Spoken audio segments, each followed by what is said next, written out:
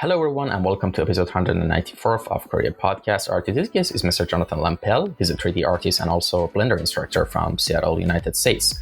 And of course, before we jump into the questions and all the signature questions I ask everyone, I need to quickly mention in the for contact section in the captions, you can find the IT to his Instagram, the link to his art station, Twitter, and personal website. And of course, there's going to be a bunch of other things we're going to talk about as well. He has made a bunch of courses for CG Cookie as well. And we're going to talk extensively about that as well. And because I know a lot of people who, if you're watching this, you're probably interested in Blender, tutorial and just, education. So we're going to talk about it as well. And with that introduction out of the way, let's jump into the first question I ask everyone. Give us a little introduction on how we got into the world of visual arts and design. Basically, tell us the story of, how you decided to become an artist. Sure. I actually didn't think about this until pretty recently, where I always thought it was something that I kind of picked up in high school and went from there. But I actually remembered that when I was in early elementary school, I would sit on the computer and draw in Microsoft Paint and just make little stick figure drawings and then throw them into, Movie Maker, and then just make super short, choppy animations.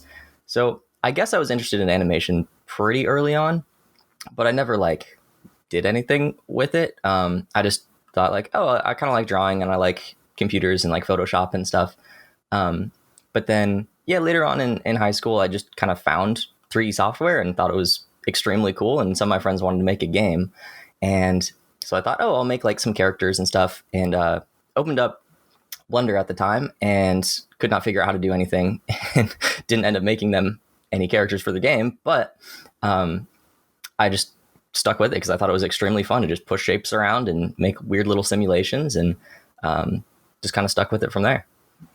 All right, awesome.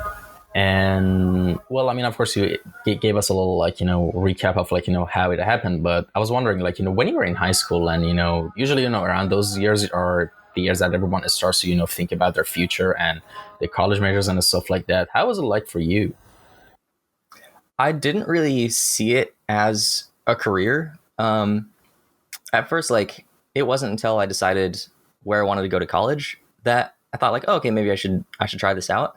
But I really thought I would go into some sort of engineering, or if not that, my second choice was to become a therapist or something. So two very different things. But then I started doing a little bit of freelance stuff in high school. And that kind of convinced me maybe I could actually make this into a job. And if it doesn't work out, then I'll just go back to school for something else and it'll be fine. But so I did go to college specifically for computer graphics, but I just kind of figured I'll just do this temporarily. And then it just continued working out from there. And I never had to go back. Awesome. And all right, now speaking of Blender and just 3D art and CG art, in general, I was wondering, not in terms of general, but in particular, a specialization. And which branch of design do you particularly see yourself focusing, these days recently? And not just, recently, in general as an artist, which, position describes you best? Are you more into texturing? Are you more into modeling? Or are you just a generalist, I really like modeling. I feel like that's probably my core. And then I really like layout as well. Just positioning things in the world and getting the right camera angles and things like that. I find that really fun. Yeah. And actually, funny enough, literally today, 6 hours ago, I had another podcast with someone who was a composition and lighting artist. And we were talking about composition a lot, actually, and layout and composition and stuff. Yeah, it's kind of interesting to me that how CG and 3D, not just 3D art, CG art has developed so much in the past couple of years that a lot of people get into it pretty young and they become professionals at it at pretty young ages, and the most famous one was I forgot his name, the 16-year-old kid that was on Andrew Price's podcast as well, which he's super great at. Mason? I think his name was something else. I forgot, like he's super good at Blender and stuff, but like there was another person who I saw like on Twitter, like he was 20 and he was like lead, like listen, lead senior compositing artist at Bungie. And I was like, Oh man. yeah, like seriously. And Yeah, it's pretty wild.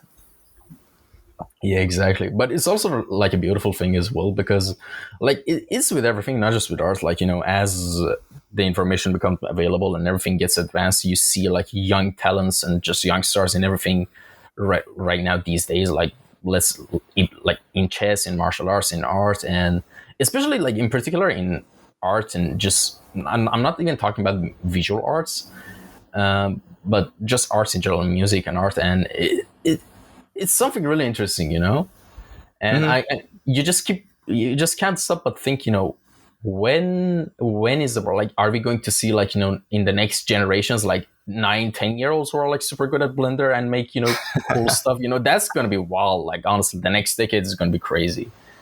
Oh yeah, it'll be really fun to see. Yeah, exactly. And there's something, I also need to ask you as well. Like, when we're like, let's say a piece you're doing in Blender, whether it be environment, or asset or problem. I mean, of course, the processes are way vastly different, in the two examples I just gave. But in general, how does your design process usually go anytime you want to, work on a new piece? Like, basically, what steps do you take from, start to finish when you want to work on a piece? I feel like it's a pretty standard process of like first looking up some reference and then doing a general block out. And then I'll do quite a lot of tweaking generally on the block out, just with extremely simple shapes, and then kind of mash them around until I have something that like looks like kind of the form that I'm looking for. So that's where I get most of the like composition set. And then I'll do like a little bit of lighting during then, because that kind of goes hand in hand with how everything's laid out. And then once I have that, then I'll go through and just detail each piece, do the modeling, then UV unwrapping and texturing and so on and so forth. And yeah, pretty standard workflow, I feel like. But usually the like good ideas kind of come out in the middle of that. I don't have like a fully formed thing going into it. It's usually, somewhere around the middle where things start to click together. All right. And here's an interesting question that I always get really, fun answers out of people, which is, what was the first art job paycheck you ever got, and what was it for, and how did it feel at the time when you got it? Basically, the first ever paycheck we got out of art. Yeah. The first time I got paid for something was, I had already created a picture, a render, and I created it for a contest. But somebody found it online and wanted to use it as a book cover. And so they paid me to like make a different like sized version of it, and send it for their book. And that was kind of fun because they like printed it out and I got to see it, like hold it in my hands and see the finished product. And so I felt really good about that. All right. And all right, we've went through our first batch of like, questions, but now let's talk about the main thing I wanted to like personally, talk to you about. And a lot of you are probably here for that, which is, let's talk about Blender and all the other good stuff that comes out of it. But of course, I already mentioned in the introduction, and I'm going to say it again. In the captions, you can find the link to the cgcookie.com instructor Jonathan Lampel profile, which you can see all the courses he did. He did a lot of like interesting courses, for you if you want to check, like, like it's just from everything from animating first person character weapon to, fundamentals of lighting, fundamentals of texturing in Blender, which actually I think you did a demo for YouTube as well for that as well, the motorcycle and the... Oh, yeah. Yeah, I think you did it for the how to model complex objects one, because I remember I saw that like a couple of months ago. And it was really interesting for me as well, and really useful. And like, there's so many cool, there's really cool things you can check out, so if you're really interested in that and you want to invest in some, courses, you can definitely check this out. And the links in the captions below. But all right. So how has Blender been? How does it feel to work with, a piece of software? I mean, I'm not just talking about Blender, but of course, in your case, it's Blender for nearly a decade, from like, how does it feel from, when you started, when you probably started, it wasn't as popular as it is today, but then seeing it boom and grow. Like, how's the whole journey been for you? Well, I'm really glad that it's grown and been like a positive thing. Because it would be really unfortunate to get started with a piece of software and then just see it die over time. And that could have easily happened. I mean, the first like painting applications I was using was like GIMP and stuff. And like definitely have not been able to stick with other apps that long. So it's been really fun to see it grow, but also it keeps it interesting because it's always changing. There's constantly updates every like 3 months or something. So on one hand, it's nice to have something that I'm very familiar with, that I know the ins and outs of, like the keyboard shortcuts are second nature. But also I have to be on my toes and like constantly relearning things. It would be kind of cool to like, I don't know the exact same piece of software and just know exactly what something is and how to use every aspect of something, and have it just not change and you get so used to it. But that has like a limited, like I don't think that can happen for very many people nowadays because everything's constantly changing anyway. So I don't know. It's nice to be able to be familiar with it, but also have new things to play with pretty often. Yeah, pretty much. And in terms of like, the future of Blender, where do you see it, like, in terms of like features, main features that they're going to add, like aside from add-ons and like, third-party software that's been developed for it, but like Blender right now is like a really Swiss Army knife of a software right now, and you can do a lot of stuff to like a really high quality degree in it. But do you see it like, developing in branches into other branches of like, let's say, for example, have very basic like, game engine compatibilities in it later for rapid game development testing and all that stuff? Do you think that is something that's going to be developed, or not just that? I mean, that's just a wild thought. But how do you see the future of it going? Because I think one of the main strongest points of Blender, aside from like a lot of things that people are like, happy about, I think it's like the node system, especially the geometry nodes, which is, something really unique and just amazingly powerful that you don't see it, much in other softwares. But I want to see, from your point of view, from someone who's been using it, from someone who's an instructor of Blender, what do you think about it?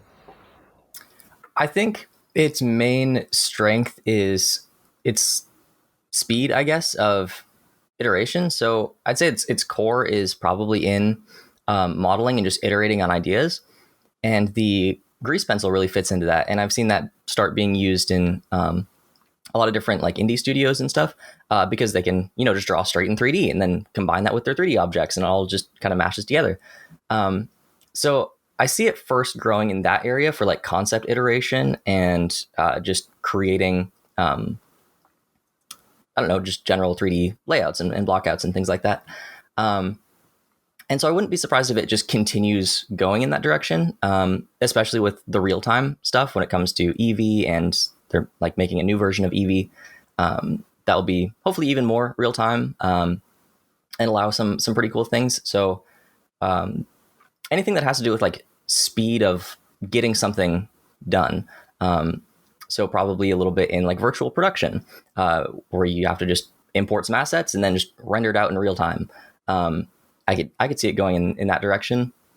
I don't think it's trying to like overtake any other like game engine. I don't think it wants to become a game engine. And also with like the node stuff, it's very powerful already, but it's also not trying to be Houdini. Like they're very clear about like what they want to do, and it's not quite that. So it's kind of like an in between for anybody that is, I don't know, just trying to get something done really fast.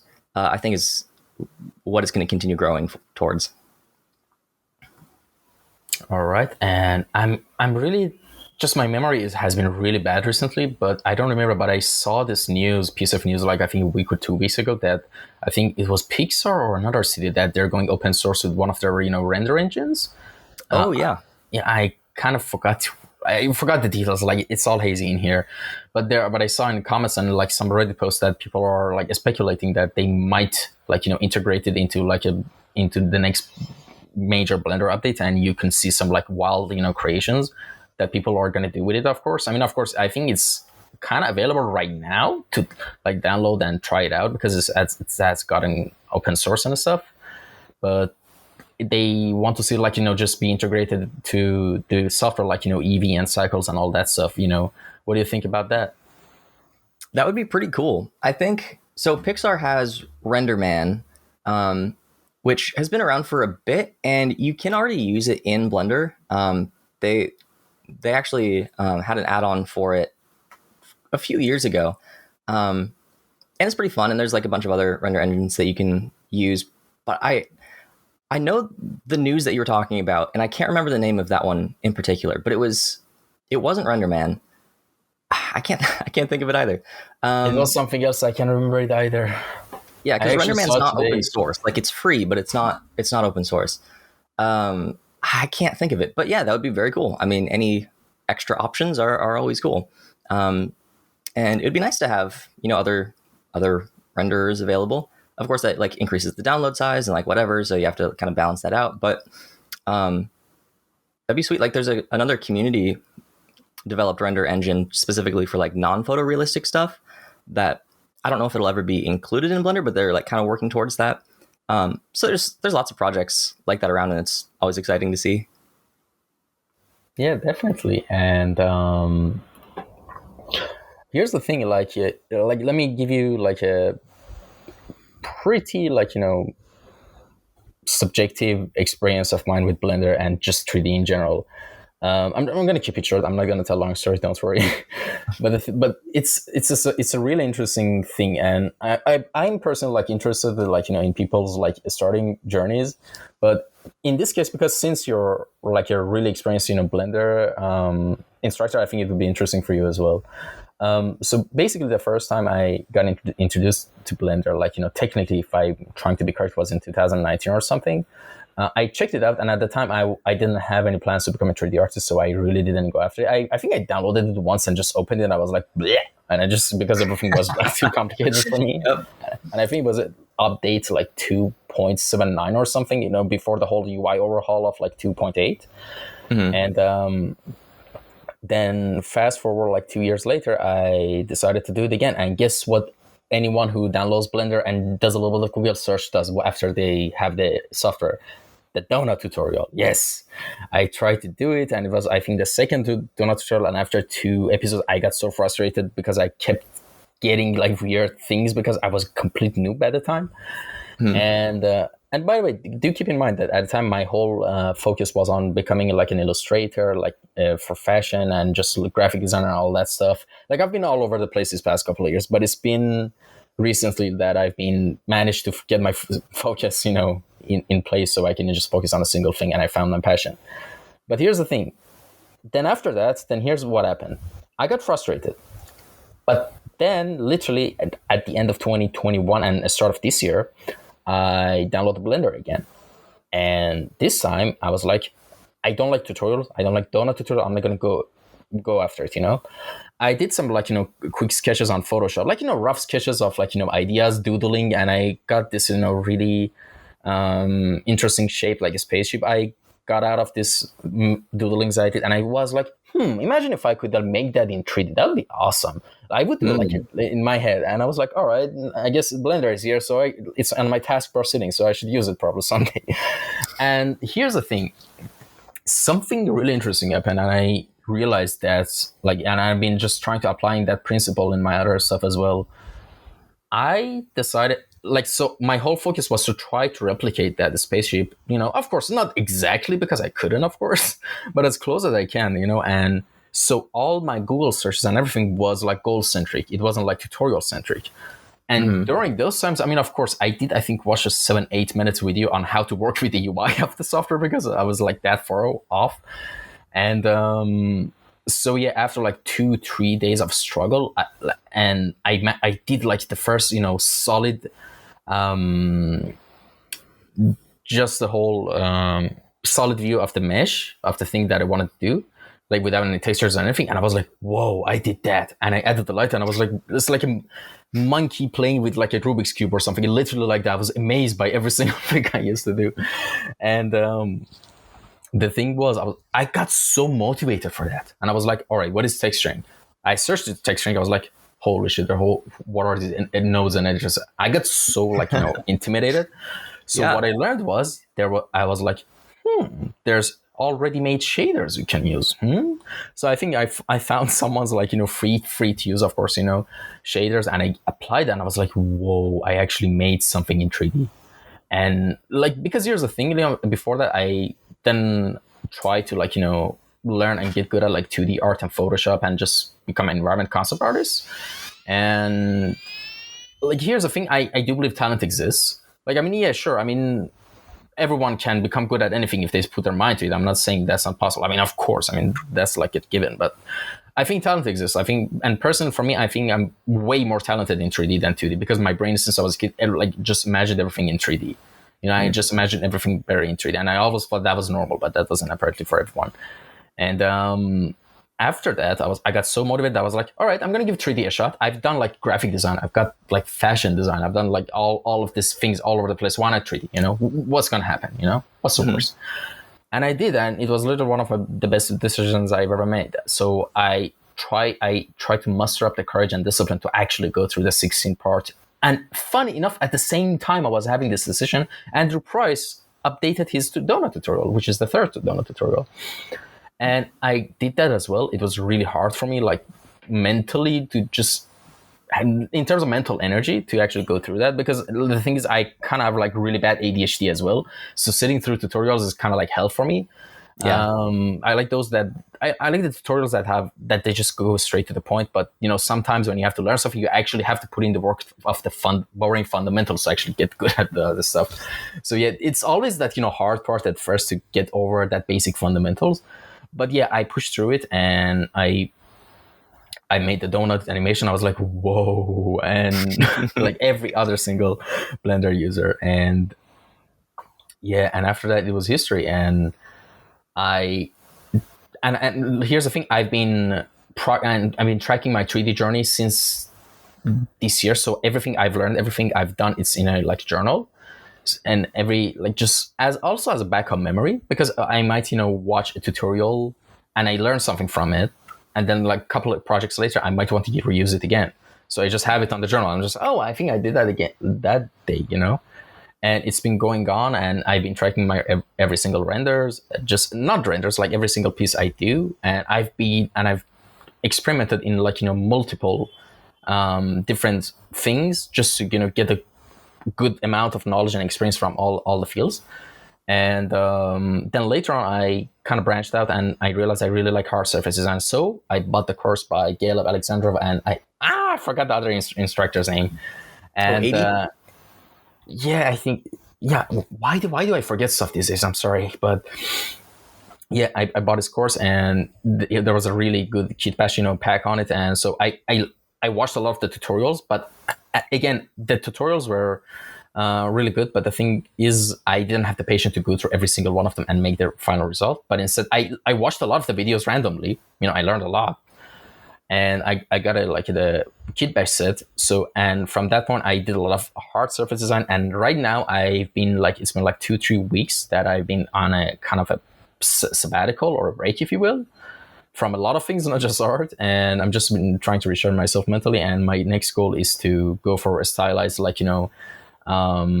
artwork, that type of stuff. And because that's something that I really enjoy. And that's the thing that's the main focus for a lot of these mobile game studios these days all over the world. And yeah, that's where I'm today in terms of art, like 3D art journey. And I've done it all with Blender as well. And but the main takeaway I want to say, and the reason I said this, and I hope to anyone who's watching, they haven't clicked off the video because of me rambling. But the thing is, if you want to learn Blender and you're like me, you have ADHD, you get bored easily, you get discouraged by tutorials, like great tutorials, by the way. I'm not saying that any tutorial I mentioned are bad or anything, but the thing is, try to, and not just with 3D work, if you want to do anything that it seems too daunting, try to make it goal centric and make the goal something that you want. For example, for me at the beginning, to gain the momentum was to make the spaceship concept I did. So I was like, all right, how to make pipes in Blender? Oh, I can just make a curve and just extrude the bevels or something to make it like a pipe shape, and just all this simple things. I Googled like a lot of stuff, and I was so bad at Blender that I was like, I wanted to put my scene in like a extraterrestrial type of planet. So what I did, I took like a concept art, I Googled Mars concept art, and I took a JPEG, and I had to Google how to make the texture on a plane, and that's how I was trying to make it like look like that it was on an extraterrestrial planet. So, but even though you learn a lot of stuff when you do things goal centric, instead of like, all right, I need to watch this part of tutorial, I need to watch this part of tutorial. Like, that's also a good, I think, approach to learning and just do anything. Like right now, as I said, like I'm doing the stylus art stuff, and my goal is to publish my own, like, Android game. And I've been tracking everything here. So, and I have to learn Unity actually. So what I'm doing is, I want to do a stylus art. I want to learn Unity. So my goal is to make a game. So everything I'm going to do is going to be centered around that. It's the same as this. Instead of like, watching a Unity tutorial so I can get good at Unity. No, I'm just going to make a goal and just go for it. And it's simple enough. The game is going to be light. So it's not that much of a daunting task that I couldn't, handle. And this has been my journey in like Blender and 3D, and it's still ongoing. I mean, unfortunately, I've been kind of off like art for like 2-3 weeks, but I'm going to be back at it soon again. And do you have like, any suggestions or just comments about the whole approach I just mentioned? I mean, I think seems like the right way to go. I definitely relate to that when it comes to having something be goal centric. I don't actually remember what it was that got me to stick on Blender. I don't know what it was that I wanted to make. I really can't remember that. But I really relate to that when it comes to like programming, because I was like sort of introduced to that like a little bit in high school, and I had like one college class that was like kinda had some JavaScript in it, but you couldn't like pay me to watch a coding tutorial. Like I had zero interest in it whatsoever. And I always thought like in the back of my mind, like, oh, this is something that I should learn. It's like, it's right there. But I had no desire whatsoever to do it.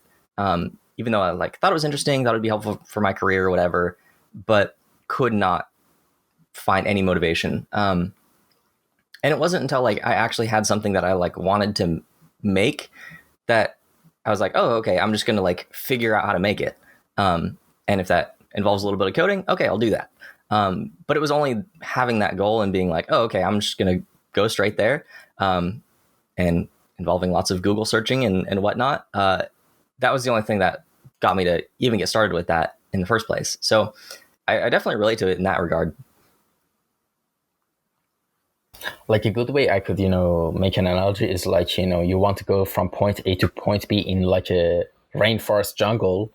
So there's a couple of ways, you have the goal in mind, from going point A to point B. So you could go to like a survival boot camp and learn all the necessary things that you need so you can do everything by fundamentals, which is great. And you kind of should do that, But the other way is just take a machete and just hack your way through. I mean, you're going to get some bunch of bruises or infections along the way, but still you get to the point and it's kind of more fun, That's the way I would, describe this whole, attitude towards learning as well. I think so too. I think that's exactly a good way to picture it. Though hopefully with learning 3D and learning other stuff, there's less chance of just death would be good. But so we have that added benefit. I don't know if you've ever gotten lost in jungle before, but I did one time, and it was a little scary. I did not have a machete. Oh yeah, I think jungles in Northwest Pacific, you don't need a machete. I think you need a gun, because if I'm not wrong, there's a lot of like wild animals and wild shit going on there, and yeah, a lot of bears, right? I mean, there's definitely bears and stuff. It's mostly like, I don't know, brambles and stuff. You can't really like walk through that much. So I don't know, you could get lost and you'd probably be fine. I was thinking of one time I was in Costa Rica, and that's when I got lost. So it was like a jungle. But it was only for part of a day. I ended up being fine. But yeah, just getting lost in general is a good analogy of like, okay, I want to get over here, and it's never going to be a straight path. You're going to wind around and be like, oh, there's a hill. I can't just climb up this. Like, it's too slippery. Guess I got to go around. And then once you go around, it's like, then you find another challenge, and you just kind of like eventually wind your way towards the right spot. Yeah, definitely. But oh my god, like, you know, when you said I was lost in jungle, I was like, oh, right, jungle, not North Pacific, West, must in this order. Then you said Costa Rica, I was like, whoa, like a tropical jungle. No, thank you, I'm out. Yeah, and lesson learned. Yeah. All right. Now I want to ask you something. Like, who are some of your, favorite, Blender instructors and just YouTubers as well? Let's give a shout out to some people while we're at this topic, and also tell us about some of your favorite artists and designers. I mean, not just about Blender in general, that have inspired the most. Sure. I mean, as far as like Blender tutorial people, I mean, the first person that I learned a ton from was Jonathan Williamson, who is my boss, but I started learning from him, and he doesn't do anything with Blender anymore, hasn't for several years. But I learned a ton just from watching his videos, and a lot of them are still floating around on YouTube. And then also my coworker, Kent Trammell, like, I have huge respect for. He makes some incredible stuff. I don't know if you saw any of his renders of just like close up human faces, of just the incredible detail that was put into there. His work always blows me away. And then the folks that you mentioned that you bought the hard surface course from, Adi and Gleb, both like incredible. They do a really good job, and also they're really intentional about like how they teach too. So they do a really good job of making sure that you learn something. So those would be my top favorites. All right. Now, speaking of learning about people and stuff, like, I put a question box into my story, with people I wanted to ask any questions, and Wealthy Hobo GFX asks, nice username, what are some good methods for learning and improving? I mean, I feel like you covered that earlier when it comes to just having something that you want to make, and then learning whatever it takes to get there. So it's like, oh, I want to make a spaceship. All right, what do I got to do? I got to model it first. That's the first step. Even if everything beyond that is just a complete unknown, it's okay. At least know how to start. How do I model? How do I push these things around? So yeah, I think you already answered that nicely. All right, awesome. And what are you working on right now that you can tell us about? I mean, what kind of project is it? I mean, of course, if there's NDAs involved, we can skip right past this question. But if that's not the case, what are you doing right now? Sure, I'm working on a couple things. One of them, I'm working on a full course on geometry nodes, so that's kind of fun. I think it'll come out early November-ish. I'm mostly done with it. I just need to do a little bit of editing and a little bit more recording. So I'm definitely excited for that. That'll be kind of my first like deep dive into it. And then I'm also working on some plugins. So right now it's maintaining existing plugins, but all of the plugins that CG Cookie has made over the years have kind of been transferred to like a new company, or like a sub company. So I'm working over there and just kind of fixing up some old stuff, and pretty soon we'll be making some new plugins that I'm pretty excited about, but that'll be for later. Yeah, and there's speaking of plugins, I just remember something that like, since you're an instructor as well, and you're also making a plugin, and you're basically in that whole industry pretty deep, I want to give a suggestion just in general, because like, a lot of the price of plugins are fair, for Europe and US and stuff like that. But as you know, for example, on Steam, a lot of games, like, for example, if a game is $60 in US, for example, if you log in a Steam profile in Turkey or Argentina, or basically a country that is not sanctioned but also has bad economy, the prices are different. Like, for example, there was this game I wanted to buy, which I couldn't because of the sanctions, but the price on Steam was $3.4 for me. But if I wanted a friend from me to buy it somewhere else, it was $60. So my suggestion is, if it's possible, to make the prices localized for each place, because I would literally pay for a lot of add-ons if I could. But yeah, because, for example, here, I am based in Istanbul. I live in Turkey, and the economy is not so good, honestly. And like, for example, even $20, like you might, let me actually tell you, 20, like every, I think $1 is 18 Turkish liras now. Like, let me just quickly do the math. It's like 360, like, liras, for like a $20, for example, material pack or something. Okay. In US, How does that convert into like how much is like, I don't know, like a a loaf of week's bread or worth of a cup of groceries for coffee or me. like No, for me, that's a week's worth of groceries. that's okay, yeah. Or 4 or 5 days That's of a lot. groceries. Yeah. And I mean, it depends on the person, of course. I mean, I'm actually eating pretty cheap as well. Like, I'm a single guy in a flat studio apartment. I don't, eat fancy or something. But yeah, that's a lot of money, even $20, because I know it sounds well. But I think with localized prices, like a lot of the developers would even get like in the long term. I think then a positive would be much more if people would localize the money. But of course, there's a lot of challenges, because when people find out that the prices are localized, they might use a VPN or do tricks to get the Sure. like the thing for lower. So that's also an issue as well. And like, here's the thing. For example, the Gale of Alexandria, of course, I mentioned. I actually emailed them. I didn't get a response back, which is fine. They're busy as hell. Probably they get like 10,000 emails, and the method I bought it, how it was. Basically, like, since I think the end of 2021 on January 2022, Steam and Gumroad and a lot of these websites have been disabled. The transactions are disabled in Turkey, which is wild, because before that I could, I bought a brushback on Gumroad like last year on summer, and I bought a lot of games on Steam when they were on sale. The prices were localized in Turkey before, but now a lot of international websites have been like cut off from Turkey's payment system. And the way I managed to buy the course which was $60, which I had some savings, but because I knew the course was great and I was going to get a lot of value out of it, that was a good investment for me. I could still, manage it. It was nearly the price. $60 is like nearly a month worth of rent for me, nearly, not completely, like 90%. Yeah. And the thing was, I had to send crypto, like $60 in Ethereum, to one of my friends in Canada, and he bought the course on Gumroad and he gifted it to me. That's how I got the course. Okay. Because I literally, yeah. like, listen, I literally didn't want to pirate the course at all. I wanted to support the creators. I wanted to do it right, And unfortunately, like, piracy is a main thing right now in this whole, industry and everything, which is kind of like, unfortunate. But yeah, I didn't want to succumb to, piracy for something that I genuinely value. So I found a way.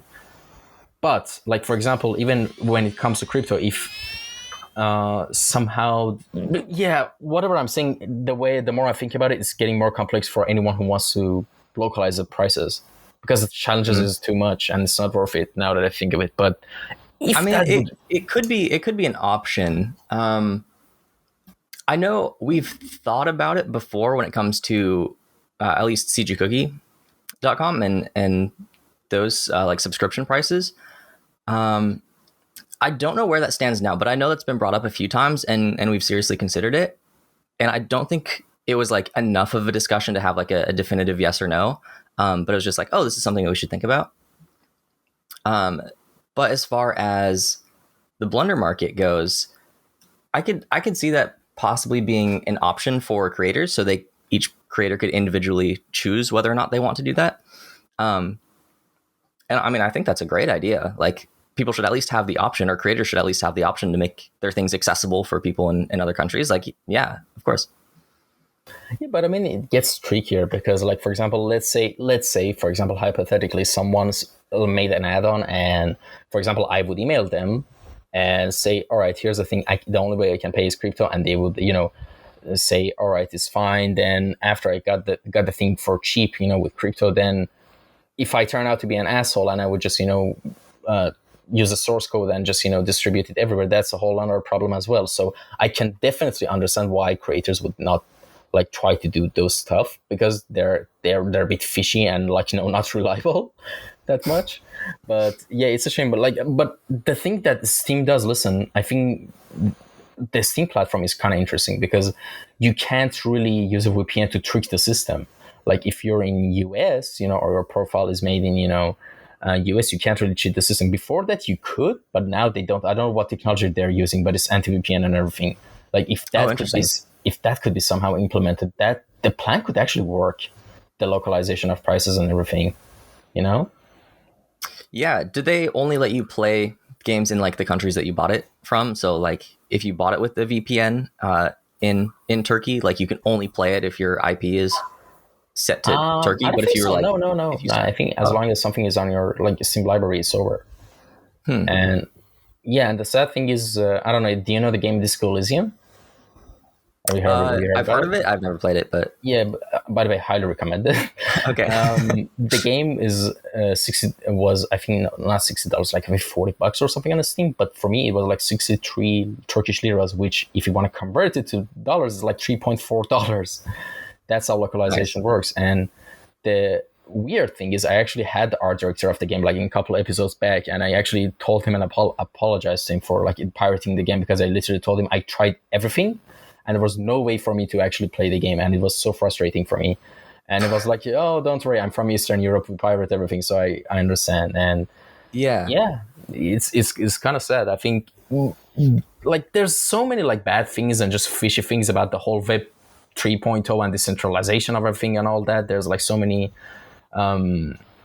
like weird things I don't even personally want to talk about, in that whole area and circle. But Sure. there's actual potential in decentralized internet and everything, because if we manage to actually have decentralized like systems like that, we could really circumnavigate all the like the piracy issues, all the localization issues like that, pretty easily, because the sanctions are made by governments, and when governments don't control things, I can buy Yeah. add-ons. Yeah. Yeah. I remember. Yeah, we did have to like remove a couple creators from Wonder Market, that, or just like temporarily suspend them because of sanctions, and it's like obviously they didn't do anything. Like that, it's yeah, kind of ridiculous. Yeah, I'm Or sure, even because seeing on Twitter that like Steam was banned in a couple countries or whatever, and now they just can't play games. Like, yeah, yeah, that's a very common thing in my home country is actually Iran. I'm Iranian, and I'm just based in Istanbul. Yeah, everything. Like I remember, like once I was like wanted to play like an online Star Wars game when I was 16, and I was like, the country name. Like here's like a really sneaky thing. A lot of websites let your country be on the list, so when you choose it, they know that, oh, I'm not gonna let this guy in. Because if you mm. just don't have it on the list, they're like, oh, he's not gonna come in. It's kind of weird, but like Oh, like fascinating. yeah, you couldn't even play a Star Wars game because of sanctions, because of your yeah, it's so weird, man. Like just living in this part of the world, it's like a Oh circus. yeah, and I'm sure different people feel differently about it. Like I'm sure different creators have all sorts of opinions, but I feel like the majority probably have the opinion of like, oh, if you are able to pay for it, like then you should. But if you literally can't, or if it's like, so egregiously expensive, like I'd rather people be able to like use the things that I've made, or, at least be able to like benefit from it in some way. Um, Rather than, not being able to at all. Like, of course, but it's definitely a tricky thing to figure out where the balance is there. Yeah, I understand. And I mean, of course, as like as a creator, or just an organization, like like a group of people or anything, like for example CG Cookie, if you guys profit is like a net positive, you of course you everyone tries to plan ahead and make that net positive a lot more than it is. But when it's a net positive, you usually don't really tend to care that much about these complexities, because and it's natural. Mhm. And so I get that, but at the same time, like I wish there was a way that we could kind of like solve this issue of not just price. By the way, I'm not talking just price. The first thing I think that should be fixed is the method of transaction, which we already have it, but it can get a little bit problematic because of like first lack of experience of people with it, and second, the fishy nature of the whole community of it. And I'm talking about crypto, of course. I mean, right Mm. now, listen, it doesn't matter what part of what part of the geography of this planet I'm on. I can send you money very easily in an instant, and that's amazing. And like, all Yeah. right, say whatever bad you want about the whole thing that comes out of that community, but all in all, like the technology is great, and it's really helpful. Yeah, it's been fascinating to see, because I think even when it started in 2015, the blunder market accepted, I think it either accepted Bitcoin as payment or like allowed the creators to be paid out to a Bitcoin address. And I think we removed that at some point. I'd have to actually go back and check, but I saw that in the settings the other day, when I was like updating the new account, and I was like, oh, that's still there. Like, so it was an option for a while. I don't remember why it was taken out, but it was for the exact same reasons of like, oh, this allows anybody to participate. And it was very, yeah, optimistic and all of that. But some people certainly take it sideways, and it's, yeah.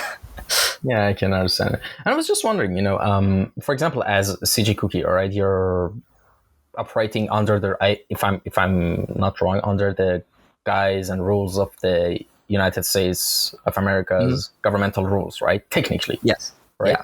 So, for example, if a country, let's say Russia recently, got sanctioned by everybody. So if you guys don't comply with the fact that you should, do also apply the sanctions on any Russian-based artist or creator, what theoretically could happen to you guys? Like if you guys don't comply with that, just wondering. Ooh, that's a good question. I actually don't know, so I can't really give you a good answer. Like, they would probably give us like a fine or something. Yeah, hefty fine. They probably wouldn't. Realistically, are they gonna like really find out? Are they gonna like search and hunt us down and be like, you let a Russian person sell something? Like, I don't think they would really have the resources to track down every single thing. So the chances of them actually finding out are very small, but still we, comply with all of the rules. And if we broke it, yeah, there would probably be a fine. We'd have to pay something, but realistically, they're not going to like kick in my door or whatever. FBI, open up. Yeah, right. Yeah, I actually don't know. And let's not find out, because it's probably going to be a hefty fine. I mean, it's America. There's going to be fines for everything. And that sounds about right. Yeah, exactly. And but it's going to be interesting to see if there's going to be a result to this issue in the next couple of years. I mean, months, who knows? And I hope so. Yeah, personal as well. And all right, let me ask you another question. Let's take a break from all this like artsy stuff for a second and all this controversial topics. What area beside the area you're working on right now, which is of course art, and just in the whole field of art, aside from those, what would you be interested to explore and learn in the future? That's what I'm trying to ask. Just like outside of art and design and whatnot? Yep. I mean, I touched on this a little bit before, but I got sucked into coding a bit a few years ago, just on my own, just to make my own like personal website and stuff. And so I've been digging through that the last like probably couple years, just really slowly. I've been wanting to make like an Android app, so just like figuring that out as I go. So it's kind of my main like hobby / side project that I work on every now and then when I can. That's like not at all art related and doesn't come naturally, but it's kind of fun. All right. And well, we've reached the final question and section of the podcast, which is, called time capsule. All right. I mean, you probably know what a time capsule is, but all right. But just let me phrase my question this way as well. Sure. I mean, that should give you an idea what it's going to be about. Imagine in a hypothetical scenario, which in that you have like a few minutes, a limited amount of time, a limited window of time. And in that window of time, you have the opportunity to say anything as yourself, a human, to another human being. And that another human being is any other person who might be listening to this podcast at any point of time in future. Maybe they've been listening to us ramble about the technicalities of crypto and payments, and they're now at minute 49 and they've reached here. So to those people, like, what do you have to say? It could be anything, by the way. I know it's a big question, so take your time. That is a big question. I think if I had to like, I don't know, yell something into the void of that I think is helpful, I guess I would just reflect on the fact that like pretty much every good thing that I've had happen in my life, like positive memories, or even like, career moves, or like pretty much anything positive, has always come as a result of other people, like either in their generosity or kindness, or just like willing to sit down and listen to me talk, or like whatever. And I think just thinking about that more definitely helps me, but also I would encourage basically everybody else to start like viewing their life that way, as something that's just like a collection of other people, and then I don't know, figure out how you can be that positive person for somebody else. All right. And well, thank you so much for coming by. Where can people contact you if they had any questions? Is your Instagram okay? Sure. Instagram, I don't check Instagram that often, so probably Twitter, but either way, yeah, same username on both. All right, awesome. So the links to both Twitter and Instagram are down in the caption, so you can find it pretty easily. And well, I need to also quickly mention I do this on every episode, but I kind of remembered it now at the end. This was episode 194, and this is today. The day of recording is August 19th. So if you're watching this episode on the first day of upload, it must be September 26th. That's the day of the upload of this episode. And well, that's about it. Thank you again so much for coming by, and thank you to anyone who tuned in and listened to this episode. I hope you enjoyed it. Till next episode, take care everyone. Stay safe. Bye.